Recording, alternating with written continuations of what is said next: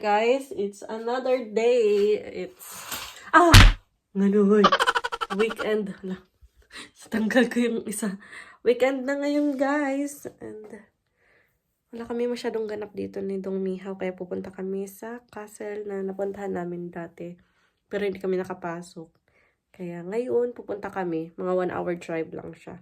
Kaya napakita ko na sa inyo yung cemetery dito, guys. Pag gabi, pag umaga, hindi talaga. Mag-prepared lang ako, guys. And mag-gora-gora bears na tayo. So, guys, ayan. Magayak na kami ni Dong Mihaw. Maglayas na ang mga person. Hi, boss. Maybe you open the door. For your princess. Hoy! Open the door for your princess.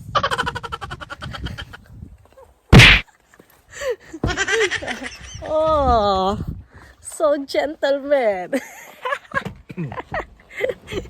Oh, dziękuję. Dziękuję.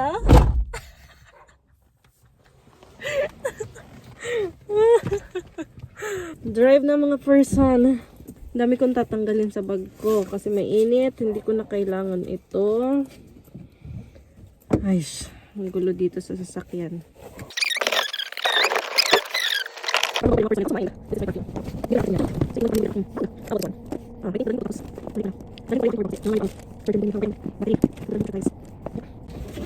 Ito yung isa sa pinakaayaw ko kasi ang hirap gumalaw pag naka-jacket. Look at guys, the view here. Ang ganda maglakad-lakad dyan. 2699. Wala siyang mga building, kakaunti lang yung bahay. We're on nature siya. Równo 25. 2,000 years later. So, ayan na guys, malapit na kami ni Dong Mihaw. Nakikita na siya. Konting kembot na lang, Dodong. Mga 1 hour po na drive galing doon sa aming lugar. And ayan yung view. Look at. Pag nakain muna kami guys, bago kami pumunta doon sa castle. Pero, dito na kami almost. So, eto guys, waiting na kami ni Dong Mihaw ng aming order. And ito yung ating view. Katabi tayo ng apoy. Kailangan nating magpainit kasi guys, malamig na siya. Super nice yung pagpunta namin ngayon dito kasi hindi siya crowded. Unlike before na madaming tao yung pagpunta namin. And then, yung mga restaurant, open din naman. Tapos, hindi ka maghihintay ng masyadong matagal na order. Kasi syempre, pag marami nag-order, maraming tao, mas matagal yung order. So, ngayon, ilan lang, doon wala. Dito ba? O baka maaga lang kami. Pero 11, 1 na hindi 11. Ayan. Dumating na yung pierogi in order namin. And also yung hot beer ni Dong Mihaw. And yung aking herbata or tea. Dumating na yung order namin. Nagulat ako. Ang dami niya. Oh. Si Dong Mihaw, ayun. Let's eat. So guys, nandito na kami ni Dong Mihaw. And ayan yung castle. Oh, peaceful. Ang ganda ang weather ngayon. Di ba nagbayad lang kami ng 20 zloty for the ticket. So guys, ito yung ating view. Pag nandito na sa taas, hihingal ang mga person. Ayan, maganda siya kasi autumn. Yung mga dahon, yellow siya. Pagod ang Dong Mihaw. Maganda yan, exercise sa Dodong. Andito tayo sa kabila. Ito naman yung kabila. So nice. Andito yung dulo guys. May mga bato siya. Formation. Baba si Dodong hingal. Look at guys. Ayan na yung tanawing. And then yun na guys, yung pinanggalingan namin kanina yung Dong Mihaw.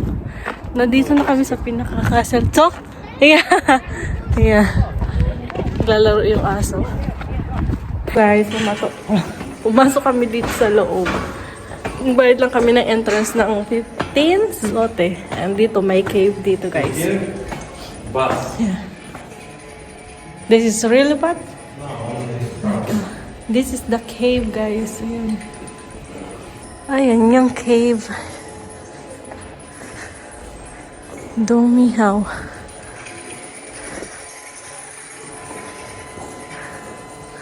And doon naman kami sa kabila. Tingnan natin kung anong meron doon. So, yes. You can go down? No. Ito daw guys, yung kuhaan ng tubig na takot akong tumingin. Ayan. Ayan siya. Nung panahon. Pero syempre, renovate na yan. Ayan o. Tatakot kasi ako kasi malalim siya. Bye-bye. So guys, umalis na kami doon sa loob ng castle. Yung huling pinuntahan namin ay sa may museum. Ilang floor yun? Parang 2 or 3. Pero hindi na ako nag-take ng video kasi natatakot ako. Basta yung may mga pataas, natakot ako niyan magkuha. Piling ko, ay, nakakatakot basta. So, ngayon, punta kami doon sa kabila. Rock formation siya. Pupuntahan namin. Ewan ko kung maganda ba doon. So, ayun yung castle guys. Mag-alis na kami ni Dodong. And ayun yung pinaka-back niya guys, na view. Maganda din siya.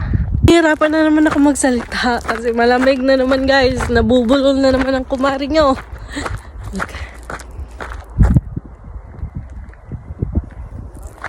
So guys, kay Dong Mihaw. Kung matatandaan nyo yung pinag-prenapan namin sa Ogrodzinek. When it comes kako sa nature view, mas gusto ko dito kasi ayan o, may mga tree, tapos may mga rock formation siya. Mas gusto ko dito. Pero kung castle naman yung pag-uusapan, mas gusto ko doon sa Ogrodzinek kasi malaki yung castle talaga nila. Pero ayoko yung masyadong, ayoko yung view doon sa labas. Kasi may rock formation din sila doon, pero kaunti lang, hindi gaya dito. Tapos, more on castle talaga sila. Walang masyadong mga kahoy doon. More on mga bahay na, ganun. Mga tinayong business.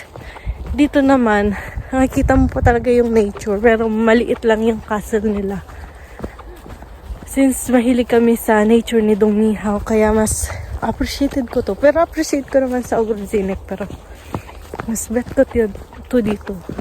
Lalo na ngayong autumn kasi ang ganda ng view. Nagdidilaw yung mga puno. Anyway nga pala guys. Malamig na. Nakakabulol. Pauwi na kami ni Dong Mihaw. And ayan. Nadaan kami dyan kasi lumayo kami. Tapos yung sasakyan namin sa baba pa niyan. Kaya siguro mga 15 minutes lakaran pa. Moments later. So guys, nandito na kami sa bahay ng Mother Earth ni Dong Mihaw. And pahinga na ang kumarin nyo. Bukas kukuha daw kami ng mushroom. So another banding.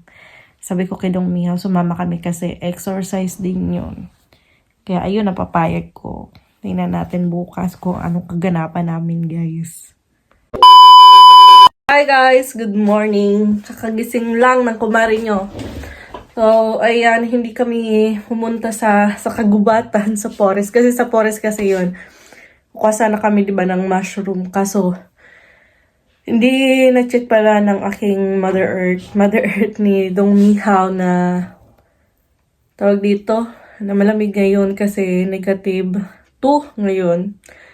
So, the more na malamig kasi siya, the more na walang chance na may kabuti or mushroom. Kaya, ayun, hindi na kami natuloy kasi malamig talaga mga Zay. So, nag-prepare ng food si Mamo. Ayan. Mushroom na may itlog, na may sibula, or ano ba yun? Onion. Kaya galing kay Dodong Mihaw and chocolate. Hi, Dodong Mihaw! Si Mamo naglilinis. So guys, ito po uwi na kami ni Dong Mihaw at yung Mother Earth nga namin. Yung mga pinadala pa sa amin na ayan, tinapay and also may egg. Meron pa doon na salad. Alas 3 pa lang dito pero mukhang alas 5 na kasi maaga nang dumilim dito. Let's go, Dong Mihaw. Back to reality na naman. safe drive sa akin.